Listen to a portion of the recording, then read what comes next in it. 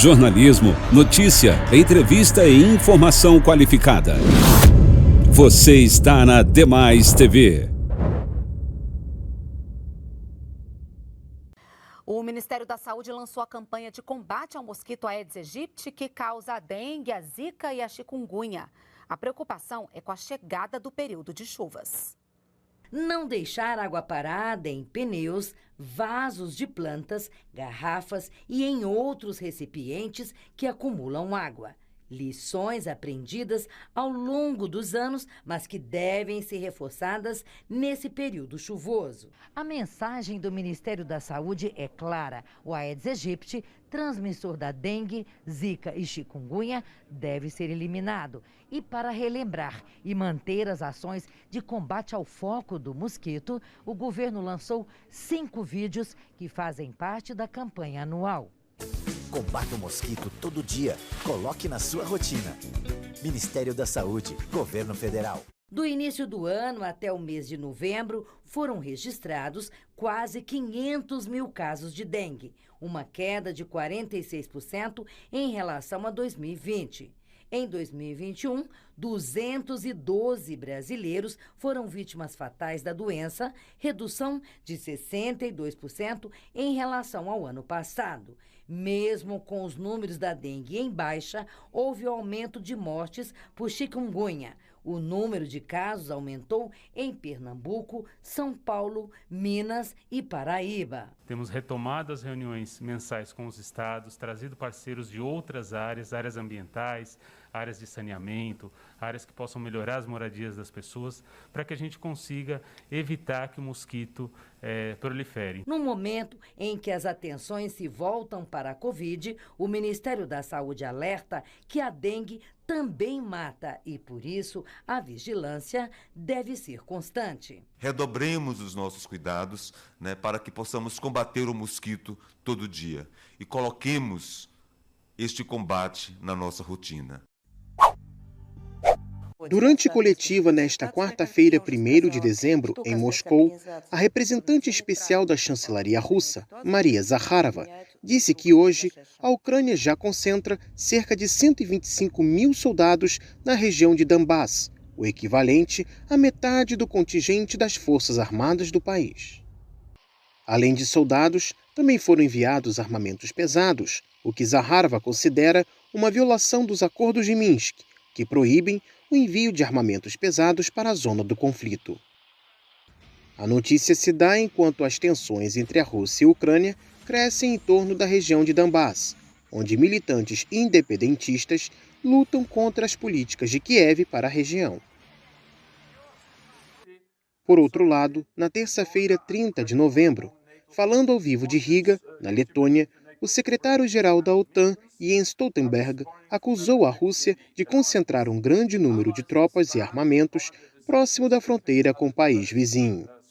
Ainda sobre a Ucrânia, Stoltenberg classificou o país como um parceiro de grande valor para a Aliança Transatlântica. Respondendo às acusações do Ocidente, o secretário do Conselho de Segurança da Rússia, Nikolai Patrushev, disse que Moscou já informou Washington que não possui qualquer plano de agressão contra a Ucrânia e que seu país não realiza nenhum movimento de tropas sem fundamento ou exercícios militares não programados na área da fronteira com a Ucrânia. Falando ao serviço russo da rádio Sputnik, o cientista político russo Semyon Uralov disse que os países da União Europeia enfrentam problemas graves e não querem alimentar, entre aspas, as corruptas autoridades ucranianas e já não esperam que a Ucrânia se torne um parceiro civilizado e previsível. Ainda segundo Uralov, os diplomatas da União Europeia sabem que americanos e britânicos estão criando uma histeria artificial para apresentar a Rússia como culpada de todos os problemas se a Ucrânia atacar Donbass. O processo para autorizar o primeiro tratamento oral contra a Covid-19 nos Estados Unidos está avançando. Um grupo de especialistas votou para recomendar os comprimidos desenvolvidos pelo laboratório Merck. O Molnupiravir, já licenciado no Reino Unido, reduz em 30% a taxa de hospitalizações e mortes em pacientes de alto risco quando tomado logo após contrair o vírus. É o que indica um ensaio clínico que relatou eventos adversos leves, como diarreia e tontura. A droga introduz mutações no material genético do coronavírus, inibindo sua capacidade de replicação. Espera-se que ele possa ser mais resistente a variantes do que anticorpos monoclonais ou vacinas, porque não tem como alvo as proteínas em constante mutação na superfície do vírus. Mas o comitê expressou preocupação sobre outros possíveis efeitos colaterais, como danos ao DNA, que podem levar ao câncer ou prejudicar os espermatozoides. A Agência de Alimentos e Medicamentos americana disse que em estudos com ratos, esse efeito foi insignificante e deve conceder uma autorização de uso emergencial em breve. Assim que foram confirmados 2 resultados positivos para a variante Ômicron do coronavírus no Brasil, muita gente ficou apreensiva. Eu fico preocupada realmente, porque apesar de eu estar vacinada, eu não sei se a vacina me ajuda ou não a ter caso eu pegue, se eu vou ter uma reação forte ou não a essa nova cepa.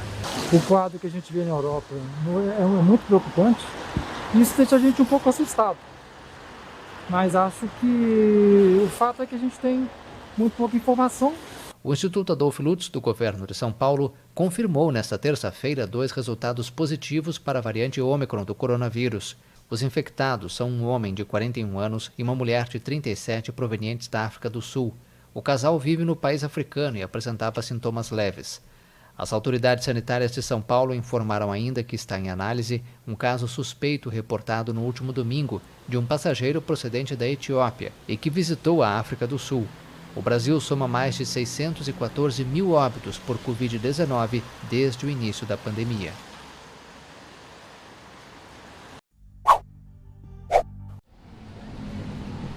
Cinco anos após a morte do pai da Revolução Cubana, é no antigo palacete de uma família de banqueiros que se instala agora o Centro Fidel Castro. O legado é extenso, o percurso do histórico líder é explicado através de uma série de ecrãs e painéis interativos. Aqueles que levantaram questões sobre os custos do projeto numa Cuba em profunda crise económica não obtiveram uma resposta concreta. O responsável pela preservação deste património, Alberto Alvarinho, recusa falar em culto da personalidade, destaca antes a função pedagógica deste espaço, que se destina, nas suas palavras, a criar valores. Para ensinar, para formar, para criar valores nas pessoas. O atual presidente cubano Miguel Díaz-Canel e o seu antecessor, Raúl Castro, receberam na inauguração o chefe de Estado venezuelano, Nicolás Maduro, sublinhando a importância de uma instituição para divulgar o pensamento e a obra de Fidel. A cidade israelita de Tel Aviv é a mais cara do mundo na lista do jornal inglês The Economist. A publicação justifica o primeiro lugar com o fortalecimento do shekel, a moeda local, e a aceleração da inflação. O elevado custo dos alimentos, das matérias-primas, do álcool e dos transportes fez com que Tel Aviv subisse 4 lugares na lista em relação a 2020.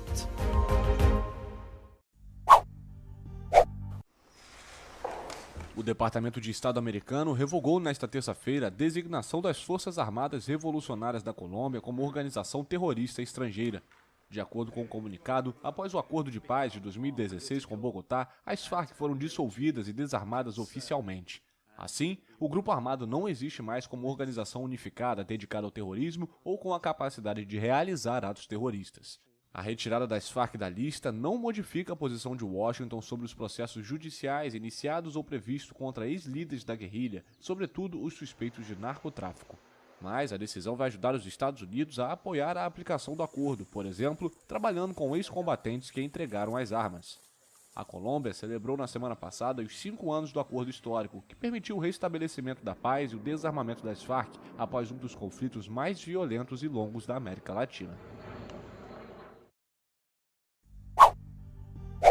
IOM En una alocución ante el 72º Consejo de la Organización Internacional para las Migraciones, el canciller de Venezuela, Félix Plasencia, denunció que el gobierno de Colombia recibe grandes cantidades de dinero para presunta asistencia a la población migrante, mientras que en la realidad los refugiados en ese país son víctimas de diversas campañas agresivas de criminalización.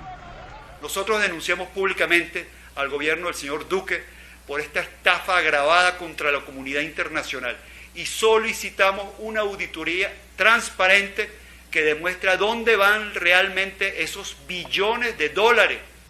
El ministro de Relaciones Exteriores del país bolivariano además desestimó ciertos intentos para politizar la situación de otras naciones o solicitar dinero como dádivas a la comunidad internacional. Asimismo, denunció las escaladas de xenofobia, discriminación y racismo contra la población migrante bajo la mirada inerte del presidente colombiano Iván Duque.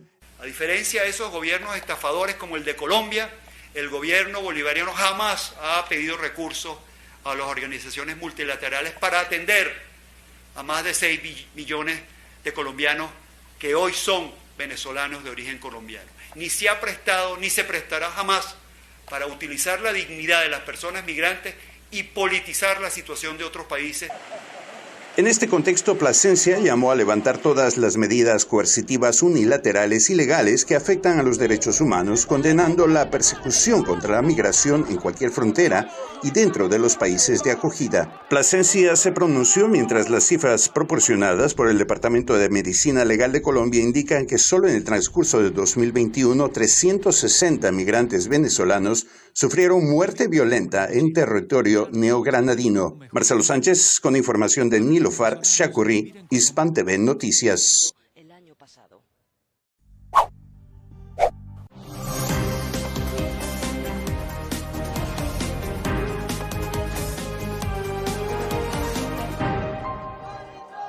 Según datos del Ministerio de Vivienda y Ordenamiento Territorial, el déficit habitacional en Panamá ronda las 200.000 casas, lo que es puesto en duda desde las organizaciones preocupadas por este derecho, que además denuncian el papel de las autoridades a través de las distintas administraciones de gobierno. El problema aquí es que los gobiernos incumplen lo que establece la Constitución, que los mandata a cada uno de ellos a cumplir, otorgando viviendas al pueblo panameño, construyendo viviendas en áreas públicas, en terrenos públicos del Estado, a precio de pueblo, para que los panameños puedan acceder a una vivienda digna. No las cajitas de fósforo estas que los gobiernos quieren venir a otorgar a través de inmobiliarias y empresas privadas, porque eso es lo que el gobierno hace. El gobierno es un promotor de la empresa privada. Esto no puede ser. Desde los asentamientos informales que circundan la ciudad de Panamá, los miembros de la coordinadora Victoriano Lorenzo marcharon este 30 de noviembre a la presidencia de la República como parte de su lucha por el derecho a una vivienda digna y en rechazo a los desalojos violentos que han tenido lugar en las últimas semanas en distintas comunidades del país. Una vez inició el gobierno del presidente Laurentino Cortizo,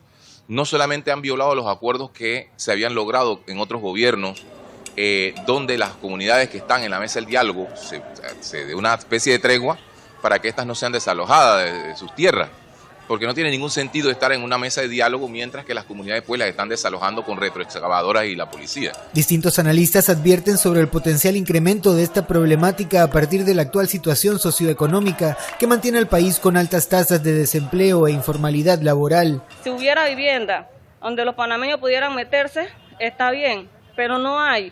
Y cuando hay, tienen que tener un trabajo fijo, con un salario de más del salario mínimo, no tener deuda y tener permanencia. Si no, no puede adquirir una casa. Y no en todas las personas son permanentes, no pueden adquirir una casa. Entonces la necesidad hace que uno vaya a buscar solución donde acobijarse con sus hijos. Y por ese mismo motivo no estamos robándole nada a nadie, estamos dando la cara, caminando para que se nos legalicen las tierras y así pagársela al dueño o al Estado. No queremos nada gratis. La marcha llegó a la plaza de la Catedral, donde los manifestantes fueron atendidos por autoridades de presidencia, mientras dejaron claro que no claudicarán en sus acciones de presión. John Alonso, Hispan TV, Ciudad de Panamá.